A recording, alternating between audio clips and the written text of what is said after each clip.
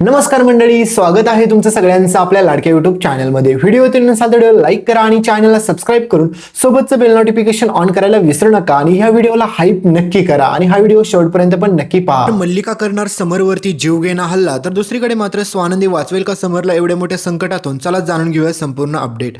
तर तुम्ही पाहिलंच असेल मित्रांनो की आपल्या स्वानंदीने आतापर्यंत मात्र ह्या मल्लिकाच्या सगळ्याच चुकांकडे दुर्लक्ष केलं होतं. पण मात्र स्वानंदीला ज्या प्रकारे डाऊट येत होता की मल्लिका काकू काही ना काही करू शकतात, त्याच्यामुळे मात्र स्वानंदीने देखील चांगलं लक्ष दिलं होतं. पण तरी देखील मात्र ह्या मल्लिकाने समरवरती हल्लाच कसं काय केला, हा सगळ्यात मोठा प्रश्न आहे. तर तुम्हाला माहितीच आहे की या मल्लिकाने सगळ्यात मोठा मास्टर माइंड प्लॅनिंग स्वानंदीसोबत एकच गोष्टीतून खेळलेला असतो, तो म्हणजे तुम्हाला माहितीच आहे तिने सुष्मिताचा वापर केला. म्हणजे स्वानंदी आणि सुष्मिता या दोघींमध्ये जोरदार भांडण लावण्यामध्ये मल्लिका आता पूर्णपणे यशस्वी झालेली असते आणि मल्लिकाला वाटत असते की ती आता जे काही करते ना ती अगदी योग्य आहे, त्याच्यामुळे ह्याच गोष्टीचा मी फायदा घेते आणि असं काय काय घडून आणते ना की स्वानंदीने स्वप्नात पण कधी विचार केला नसेल. आणि मित्रांनो, आता हीच गोष्ट स्वानंदीच्या सगळ्यात मोठी अंगलट येणार आहे, कारण ही मल्लिका पुढे आता चक्क आपल्या सुष्मिताचे कान भरते आणि तिला सांगते की हे बघ, मी जे सांगते ना ते नीट ऐक, कारण की तुला एक गोष्ट सगळ्यात महत्त्वाची करायची, ती म्हणजे मात्र ह्या स्वानंदीचा तुला माज उतरवायचा आहे. कारण की ह्या स्वानंदीला ना आत्तापर्यंत एवढा माज आलाय की सांगायलाच नको. कारण की ह्या स्वानंदीने तू पाहिलंच असेल की तुझा कशा प्रकारे बदला घेतला, सगळ्यांसमोर तुझा अपमान केला आणि तुला एकदा नाही दोनदा नाही तर तीनदा माफी मागायला लावली सगळ्यांची. त्याच्यामुळे तू ह्या स्वानंदीला सोडू नको. काही जरी झालं ना तरी स्वानंदी तुझी एक विलेन इमेज सगळीकडे बनवते, त्याच्यामुळे तुला समजून घ्यायला हवं आणि ह्या स्वानंदीचा तू बदला घ्यायला हवाच आहेस. तर हे सगळं ऐकल्याच्या नंतर तुम्हाला माहितीच आहे की सुष्मिताच्या डोक्यात पहिली गोष्ट एकच येते, ती ठरवते की काही जरी झालं ना तरी मी आता स्वानंदीला सोडणार नाही, म्हणजेच तिच्याच ताईला. आणि हा सगळा प्लॅनिंग केलेला असतो मल्लिकाने. आणि स्वानंदीला ज्यावेळेस मात्र ही सुष्मिता जाऊन चॅलेंज देते आणि म्हणते की हे बघ ताई, तुला वाटलं असेल आजच्यापर्यंत तू माझी सगळीकडे बॅड इमेज बनवण्याचा प्रयत्न केला ना, पण आता मी तुला सोडणार नाही. काही जरी झालं ना तरी देखील मी सगळ्यांना दाखवून देईल की मीच खरी हिरोईन आहेत आणि बॅड विलन तू आहेस ते. तर आता हा सगळा डाव ज्यावेळेस सुरू होतो त्यावेळेस मात्र स्वानंदीला समजत नसतं की आता नेमकं करू काय. ह्या सुष्मिताला मी कसं समजावून सांगू की हे सगळ्यामध्ये माझं काहीच हात नाही किंवा मी असं काही करतच नाही तुझ्यासोबत. पण तरी देखील मात्र ह्या सुष्मिताला असं वाटत असतं की स्वानंदी सगळं काही तिच्या विरोधात कटकारस्थान करते. आणि सगळ्यात महत्त्वाची गोष्ट म्हणजेच मित्रांनो, ह्या मल्लिकाने एवढा मास्टर माइंड प्लॅनिंग खेळला स्वानंदीसोबत की स्वानंदीला पण समजलं नाही की हे सगळं मल्लिका काकू करून घेते तिच्याकडून. तर पाहायला गेलं तर ह्या सगळ्यामध्ये जर कोणाची चूक असेल तर ती आपल्या स्वानंदीची आहे. कारण की स्वानंदीने वेळेतच ओळखायला हवं की ही सुष्मिता आता एवढं समजावून पण जर नीट वागत नसेल तर नक्कीच हिला मल्लिकाचा सपोर्ट असणार आहे. पण स्वानंदी ह्या गोष्टीकडे दुर्लक्ष करते आणि तिला वाटतं की सुष्मिता असं अधूनमधून करत असते, त्याच्यामुळे एवढं काही सिरियस नसेल.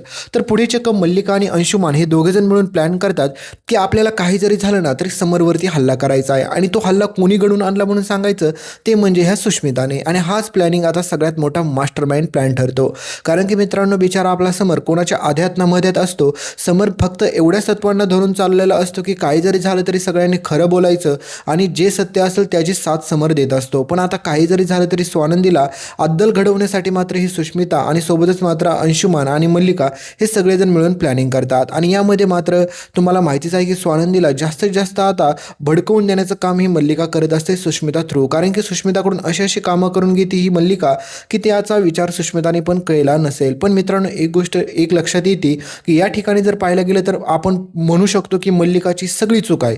मल्लिका सुष्मिताला चुकीच्या गोष्टी सांगते आणि त्या सगळ्या गोष्टी सुष्मिता करते. पण सुष्मिता एवढी मूर्ख कसं काय आहे की ती तिच्या ताईच्या विरोधातच जाऊन सगळ्या काही गोष्टी करते आणि नंतर सापडल्यावरती मात्र तिच्याच अंगलट सगळं काय येते आणि त्याच्यानंतर मात्र तिला कोणतीच गोष्ट सहन होत नाही. आणि नंतर मग सुष्मिता बोलते की हे सगळं मात्र स्वानंदी मुद्दाम करते. पण मित्रांनो, आता पुढे समरवरती हल्ला मात्र हा अंशुमान करतो, म्हणजेच त्याचा अपघात करायचा प्रयत्न करतो.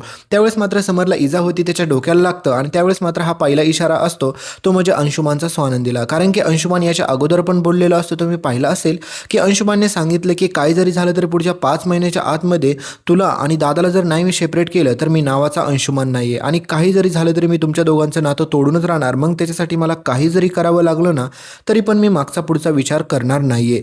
तर हे सगळं झाल्याच्या नंतर मात्र आता तुम्हाला माहितीच आहे की सगळ्यात मोठा मास्टर माइंड गेम खेळलेली असते मल्लिका. कारण की मल्लिका आता ज्यावेळेस समरला डोक्याला लागतं, समरला इजा होते, त्यावेळेस मात्र मल्लिका म्हणते की हे काय होऊन बसलं समर, मला वाटलंच होतं असं कोणीतरी केलं असेल म्हणून, पण असं कसं होऊ शकतं, तुझा असा अपघात होणं म्हणजे हे चांगलं नाही आहे. तुला माहीत नसेल समर, तुझ्या आई आणि बाबांचा बी असाच सेम टू सेम अपघात झाला होता आणि त्यामध्ये बिचारे ते देवाघरी गेले. आणि हे सगळं ऐकल्याच्या नंतर स्वानंदी म्हणते की वेळ लागले का तुम्हाला, तुम्ही असं काय बोलताय, कारण की त्यांच्यासोबत झाला तो अपघात होता, राजवाड्यांचा अपघात कोणीतरी घडून आणलंय आणि मी ते नक्की शोधेल. त्यावेळेस मात्र मल्लिका परत घाबरते, कारण की मल्लिकाला कळतं की आता जर स्वानंदीला सापडलं की हे सगळं कोणी केलंय तर माझ्यावरती आणि अंशुमानवरती. त्याच्यामुळे आता काही जरी झालं तरी या सगळ्या प्रॉब्लेममध्ये आता अडकवायचं कोणाला असेल तर ते अडकवायचं सुष्मिताला.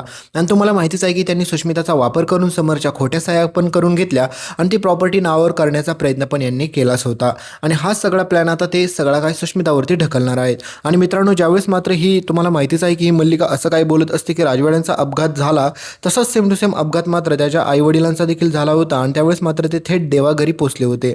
त्यावेळेस मात्र स्वानंदीच्या एक गोष्ट लक्षात येते, म्हणजे स्वानंदी निकिताताई आणि आनंदला बोलत असते, म्हणत असते की राजवाड्यांचा हा अपघात असं होणे शक्यच नाही, कारण की मी त्यांना किती वेळा तरी ओळखते, नक्कीच हे कोणी ना कोणी घडून आणलंय. त्यावेळेस मात्र आता तुम्हाला माहितीच आहे की डायरेक्ट निकिताताईंना आणि आनंदला माहीत असतं की हे सगळं मल्लिका काकू पण करू शकतात, कारण की त्यांचा आधीपासूनच समोरच्या प्रॉपर्टीवरती डोळा आहे हे त्यांना पण चांगलंच समजलेलं असतं. त्यावेळेस मात्र आता निकिता आपल्या स्वानंदीला म्हणत असते की हे सगळं कदाचित अंशुमानने आणि मल्लिका काकूनेच केलेलं असेल, कारण की समरवरती असा हल्ला कोणी दुसरं करूच शकत नाही, कारण की आम्हाला माहिती आहे ना, आम्ही खूप आधीपासून ओळखतो ह्या मल्लिका काकूला, पण फक्त समरलाच दिसत नाही की ती मल्लिका काकू आहे कशी. आणि तुम्हाला हे पण पाहायला भेटेल की ही मल्लिका एवढी नाटकं करते की ही हद्दच पार करते, कारण की सगळ्यांसमोर रडत असते, म्हणत असते की समर सोबत असं कसं झालं, कारण की समर मला माझ्या मुलासारखा आहे, असं कसं होऊन बसलं. कारण की पाहायला गेलं तर समरच्या आईबाबांचा पण असाच अपघात झाला होता आणि ते देवाघरी गेले होते. आज जर समरला काय झालं असतं तर स्वानंदीकडे कोणी पाहिलं असतं, म्हणजे नको तसल्या गोष्टी बोलते. आणि मग त्यावेळेस मात्र स्वानंदीच्या लक्षात येतं की हा सगळा अपघात घडून आणलाय. आणि स्वानंदीला अजून एका गोष्टीवरती डाऊट येत असतो, तो म्हणजे तुम्हाला माहितीच असेल की समरच्या आईबाबांना देखील जर ह्या मल्लिका काकूनीच तर संपवलं नसेल ना.